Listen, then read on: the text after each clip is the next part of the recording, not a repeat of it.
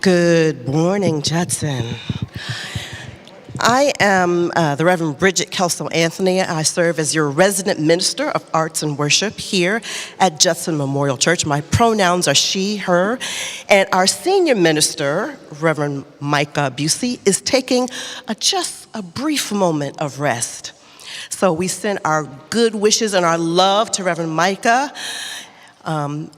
and we'll see them soon. And in the meantime, I am here trying to hold the fort down. Thank you. Eli is my left-hand person, so along with all of you. So anyway, I'm rambling.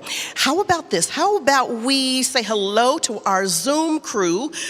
Wave, say hello. They are online. They'll be joining us more fully in the service at the end, towards the end of the service.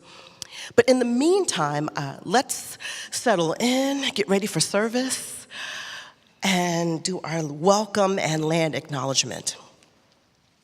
Judson stands on the ancestral land of the Munsee Lenape tribe of the Lenni Lenape people. Our community acknowledges the Munsee Lenape community, their elders, both past and present, as well as future generations. And we make this acknowledgement as one part of our continuing work to dismantle the ongoing legacies and lies of Christian supremacy, Christian nationalism, settler colonialism, and white supremacy. And now settle in even more as Henco takes us into a brief moment of musical meditation. Thank you, Henco.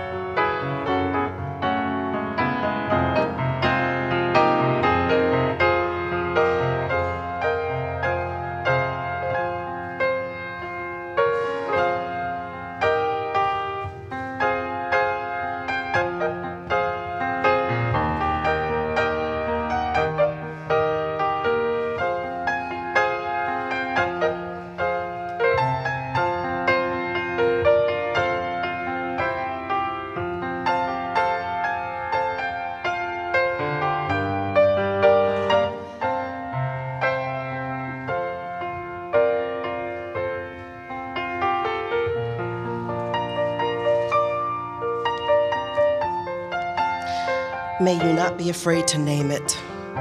This feeling of suffocation, this pressure on your lungs and heart, may you look around and see the sea of others All of us treading water, navigating governmental lies, continuing disappointments, and growing grief.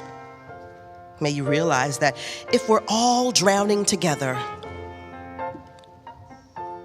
we can also rise together, float together, find shore together. And may this knowledge propel you to offer breath to those who need it, to accept breath from those who offer it. All of us sharing oxygen and accountability until we make it to the other side. Amen. Now would you rise in body and or spirit as you are so inclined for our opening song, Down by the Riverside.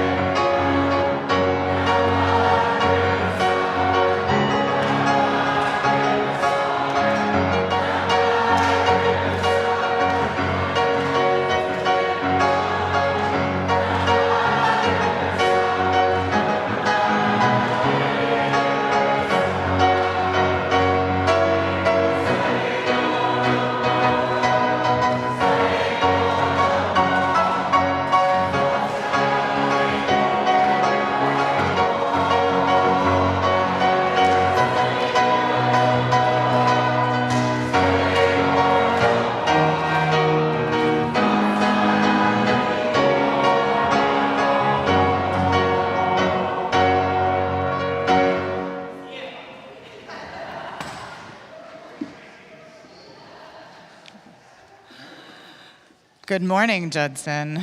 Eli Moss, they, he, and she pronouns, and I'm going to read our ancient testimony this morning, which comes from John 5, verses 1 through 9.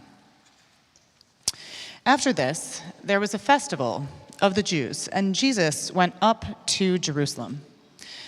Now, in Jerusalem, by the sheep gate, there is a pool, called in Hebrew Aramaic Bethesda, which has 5 porticos. In these lay many ill, blind, lame, and paralyzed people, waiting for the stirring of the water, for an angel of the Lord went down from time to time into the pool and stirred up the water. Whoever stepped in first after the stirring of the water was made well from whatever disease that person had. One man was there who had been ill for 38 years. When Jesus saw him laying there and knew that he had been there a long time, he said to him, "Do you want to be made well?" And the ill man answered him, "Sir, I have no one to put me into the pool when the water is stirred up, and while I am making my way, someone else steps up ahead of me." Jesus said to him, "Stand up, take your mat, and walk." At once, the man was made well, and he took up his mat and began to walk. Now that day was a Sabbath.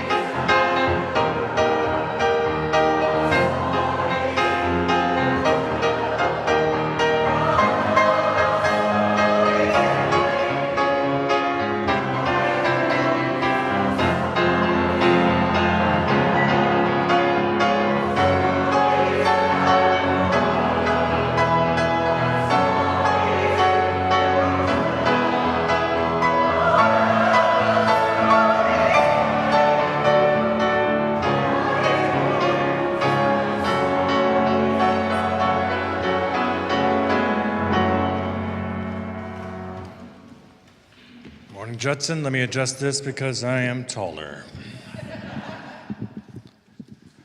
So I should warn you, I never can leave anything alone. So when Bridget said, hey, could you do the modern testimony today? I was like, sure, of course. She sends me the excerpt, and I was like, there's more to that. We lost the wonderful poet, Andre Gibson, a few weeks ago. Hopefully, in that time, as you have heard their name come up, you have looked into their poetry and found that it is astounding. You might feel better about everything in 2025 if you read a bit more of her poetry. It's not easy, poetry, and the context of this bit of modern testimony, there's a lot more of the poem. I'm going to do more of the poem, including the title of this poem, which is very long. And I will warn you also, there's a bit of colorful language in what I'm going to read, but we're all adults here, okay? All right, so this is from a collection called Pansy from 2015. The title, upon discovering my therapist willingly shares an office space with a male therapist who is an accused sex offender supposedly recovered from his urge to rape 13-year-old girls. I absolutely hear you, she said. But how could I do this work if I didn't believe in everybody's ability to heal? In everybody's ability to heal. It was a reasonable question, but I could have slit that question mark's throat. If you're going to tell me that everyone has the ability to heal, that everyone has the ability to recover, then I'm going to ask, why am I still covered in so much shame I rarely go a day without butchering my own name? Why can I still take a punch better than I can take a compliment? Why teeter so constantly between flight and fight? It's like I'm trying to beat the daylight out of my own fucking sky, like my body will never stop fighting him off. What if I don't want the monster to stop being a monster? What if that's the only anchor I have left? What if my sanity depends on being able to point to the bad thing and say, that is the bad thing? Haven't I already lost enough time losing track of who the enemy is? I've spent half of my life not knowing the difference between killing myself and fighting back. What if I don't want healing as much as I want justice? What if I don't care if justice looks exactly like revenge? Do you think I don't know that I can't want revenge without strapping the bomb to my own chest? That's how the dominoes of trauma fall. you become just another thing about to detonate. And whatever part of me that could believe in healing was the part he stole. Go ask him for forgiveness. Go ask him.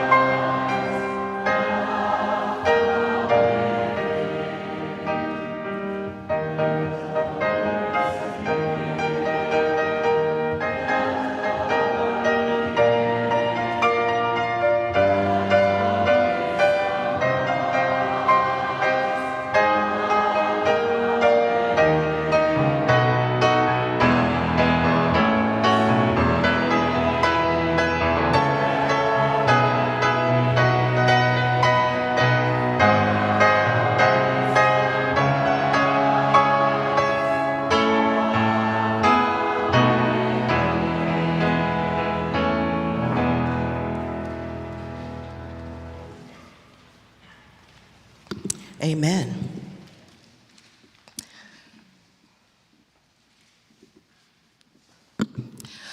Good morning, Judson. I'm just going to make some adjustments really quickly because I am not tall. Thank you for emphasizing that, Thomas. Thank you also for providing that beautiful context. I just discovered Andrea Gibson and their poetry.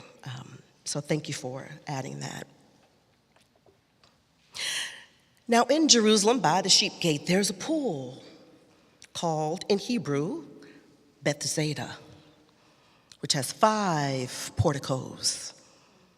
In these lay many ill, blind, lame, and paralyzed people waiting for the stirring of the water, for an angel of the Lord went down from time to time and stirred up the water. Whoever stepped in first after the stirring of the water was made well from whatever disease that person had. Here's my remix for the pool at Bethesda. Ooh, the pool of Bethesda. That's the place to be. Water calm and peaceful until the angel decides to grace us with her presence. Don't you wish your pool was blessed like Bethesda? Doesn't matter what your problem is, Bethesda got you. What would you do to be blessed like Bethesda? Just last week, we had several stories, testimonies about healing, harm reduction. We learned even more about why it's necessary for community building, why caring for those who have addictions different from ours is an integral part of building that beloved kingdom. And I use that phrasing deliberately, addictions that are different from ours, because if you put a Dr. Pepper and a Twix in this chair here, I would start sweating. I would not be able to resist it. Sugar is my addiction. But as I was listening last week, I thought to myself, what if the delay in helping others is us?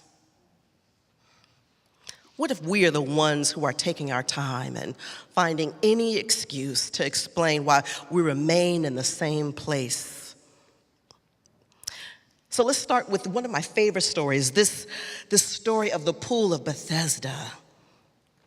It ignites my imagination. It's so full of drama. It seems like it's just a few lines, but there's so much in between. And as a writer, I love filling in the blanks. The story of the man at the pool of Bethesda Well, here's the full story. First, let me give you the beginning. It's a beautiful picture. We can imagine this pool of water. We have this beautiful cover art from Asia on the cover with palm trees on the side. Porticos are like columns with a roof over them, like very sort of Roman looking. They provide shelter from the hot sun. But if we zoom in, we see that all is not well here at this pool of Bethesda. It's filled with those who are looking for a miracle, people whose bodies are not like others, bodies that look different, move different, function differently. If COVID taught me nothing else, it's that we as a society do not care about the disabled. We would rather pretend that they are a completely separate society and that we have no connection. I wear glasses. I am disabled. I cannot walk outside without my contact lenses. How many of us use all sorts of other devices to assist us? We are all, to some degree, disabled. But I digress. Let me remind you, Judson, that the people in this time period that Jesus is talking to believed that you had to have sinned. Either you did something or your parents did something if you were born disabled. I mean, people don't think that anymore. They believed that someone had done something bad if you were blind, or if you were deaf, or you were unable to walk, or anything else. This is an idea that to some degree is even supported by Jesus, because later on, Jesus says, when he sees that man who was healed, see, you have been made well. He says, do not sin anymore so that nothing worse happens to you. That's one of those icky, sticky points like, wait a minute, what do you mean Jesus is doing something like that? We'll get into that some other time. That's another sermon to talk about the contradictions and the idiosyncrasies in the Bible. Bethesda's filled with disabled people who have probably been ostracized from their families and cut off from community, with bodies, like I said, that are differently abled on the outside, probably filled with guilt and shame on the inside, because they've been told that their disability is their own fault. They did something. But somehow they have all made their way to this pool, which is believed to have a cure for what ails them. Ooh, don't you wish your pool was blessed like Bethesda? An angel, maybe seen, maybe unseen. Come on and sit. Sometimes comes down from heaven. That's that lottery ticket. That's that winning lottery ticket. Comes down from heaven and troubles the water. That means if you get into the pool quick enough, or as soon as the water is disturbed, you hit the jackpot. You are healed. And that healing means immediate reconnection to the community. You're welcome back in. And now here comes Jesus. The author of the book of John tells us that Jesus had just been turning water into wine, flipping tables, whipping people, healing people, and now here he is at this festival. And he sees a man languishing by the pool of Bethesda. He has been there for 38 years. Is there anybody who's 38 years old here? That's a lot. Bill? Yes, baby, yes. That you. 38 years is that's a lifetime. And since Jesus knows he's been there a while, he's probably famous for being there. Maybe everybody knows him. He comes every day. And Jesus, who always gets right to the point, asks him, do you want to be made well? Now, that can be interpreted in a number of ways. Do you want healing after all this time? Why are you here? Why do you keep returning to this place when nothing has been done for you?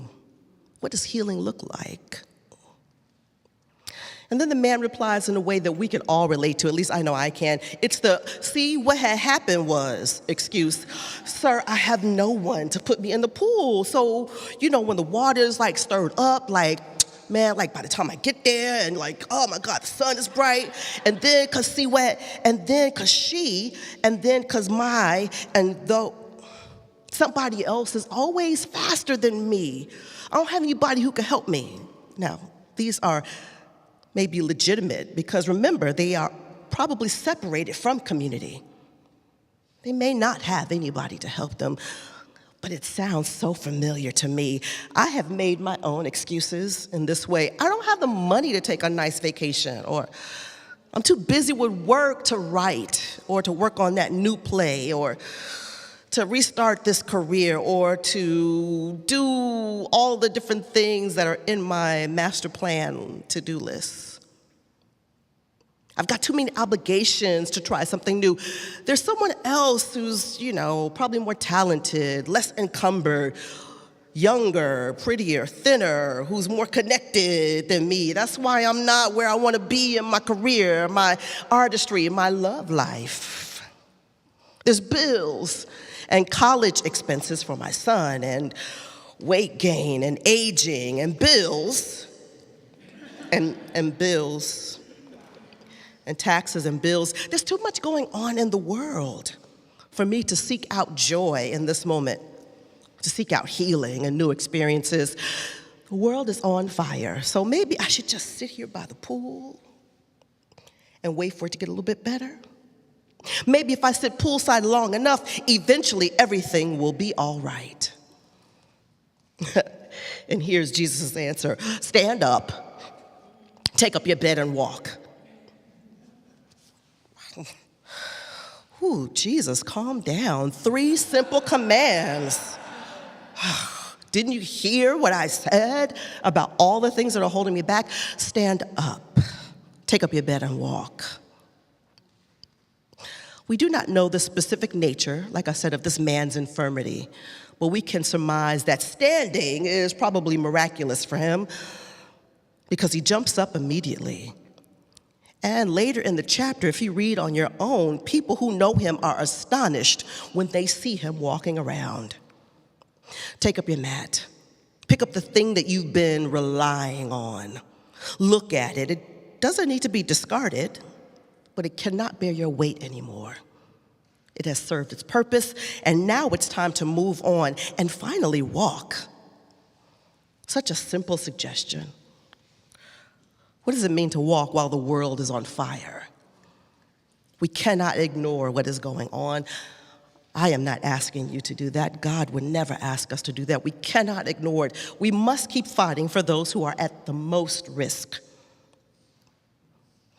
And as I said earlier, I'm so sorry that I discovered Andrea Gibson after their death. But that line, what if I don't want the monster to stop being a monster? What if that's the only anchor I have left? Really resonated with me because for some of us, dare I say all of us, sitting poolside is the only anchor we have right now. I know the world is hard, and evil men and women, evil people are winning. Hopefully temporarily. But what kind of mat are you laying on? What crumbs of despair have you molded into an anchor? What is keeping you stuck? What are your excuses? We cannot wait for the world to be perfect before we stand up and take up our beds and walk into our destiny, into our purpose. And I'm using we, but I include myself in all of this because, beloved, the sermon is for me first. What are we hiding from? In this moment when the world and people and nefarious purposes are laid bare, maybe it's time for us to do some inner work too. What has this moment in time given us cover for?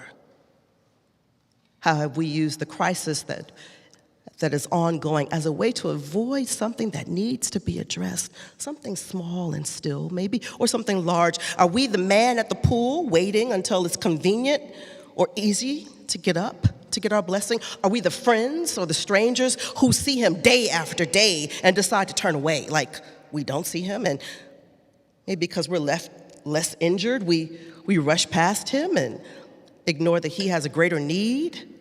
ignoring that he was there before us, ignoring that he needs help, ignoring the harm that we do by jumping ahead of him. And then we have to ask ourselves, do we want to be made whole? Do we? Complete, whole, unbroken, healed? Feels pretty good sometimes to stay in a place where you get some sympathy. I remember doing that as a kid. If I fell or if something happened, it was a disaster because everybody was concerned. Bridget, are you all right? Let me just sit down. I just need some water. The whole day was mine. I didn't have to do anything else. I fell on the recess playground. Oh, take your time. What does that look like? What does staying in the same place look like? And why does it feel so good? Because it's so easy and it's so pleasant to just sit poolside and ignore the work that needs to be done in the world, in your community, in your life. Who wouldn't want to stay cocooned and sheltered? Who wouldn't appreciate all that attention, immune from the ills of this world? Poolside is safe and it's comfortable, but beloved, staying there is deadly. Your participation in the world is necessary. Yes, for justice and marching and protesting and teaching and singing and loving. The world needs all of those beautiful gifts from you, but you gotta move for yourself. Isn't it time for something to change? For you to try something different? When will you finally step out? Bridget, when will you finally step out? Take a leap from the lion's head. Stand, take up your bed and walk. What are you waiting for? It's never too late. I promise you, it's never too late. You will always have problems and setbacks. The work of justice never ends, but the time for courage is now. Courage to face the challenges of this world, yes. Courage to face the things inside of us that hold us back, that look like comfort, but is really cowardice. What's holding you back, beloved? What's holding us back from being who we are called to be in this world? We are called to move on, to move on. God calls us to be bold, to push through discomfort and ease and fear and perfectionism and procrastination. God calls us to stand, to take up our beds and walk. Let the church say amen.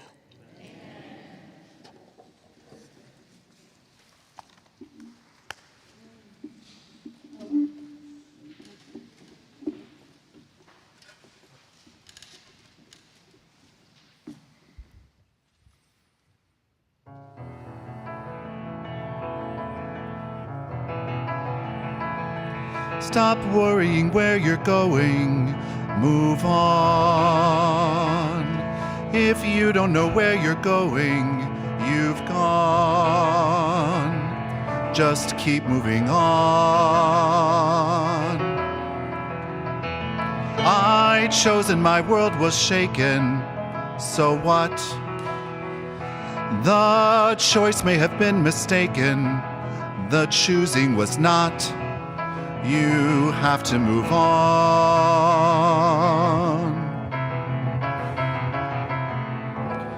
Look at what you want, not at where you are, not at what you'll be. Look at all the things you've done for me. Opened up my eyes,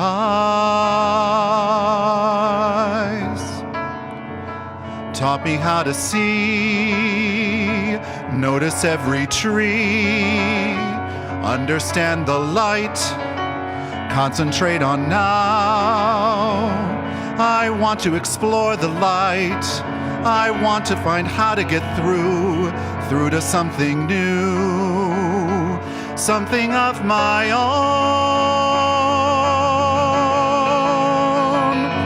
Move on,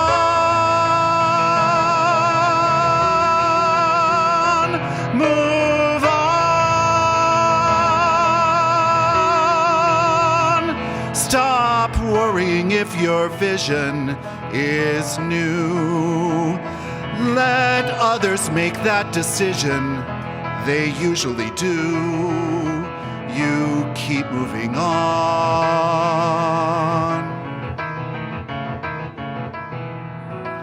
Look at what you've done, not at what you want, not at where you are, what you'll be. Look at all the things you gave to me. Let me give to you something in return. See what's in my eyes and the color of your hair and the way it catches light and the care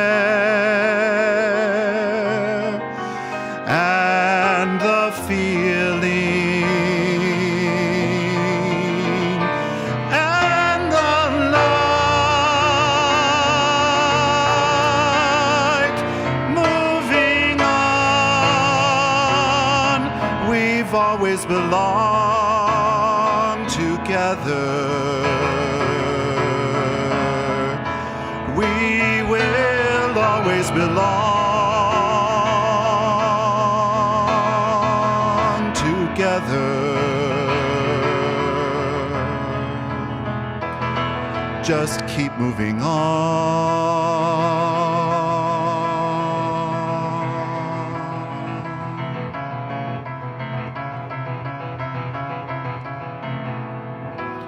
Anything you do, let it come from you, then it will be new.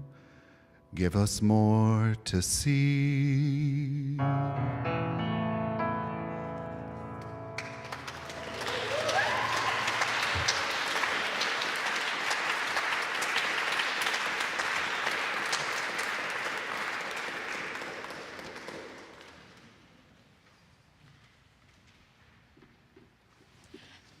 And now we're going to sing our congregational song. And while the song is going, we will have a couple of offering baskets coming around. There's a variety of ways to give and support the work that we do here at Judson. So please feel free to contribute to the baskets or go online or see your bulletin for ways to support the work here at Judson. We're singing Faith is Such a Simple Thing. Amen.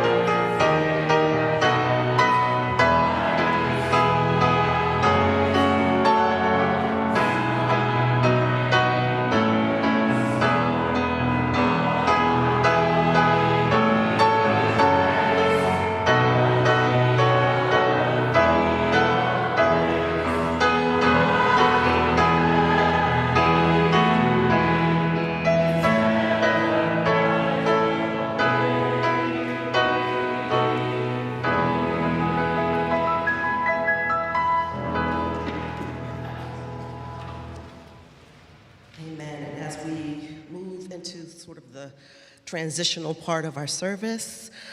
Please hear this prayer. Take a deep breath in, beloved, through your nose and out through your mouth. In through your nose, out through your mouth. One more, in through your nose, out through your mouth.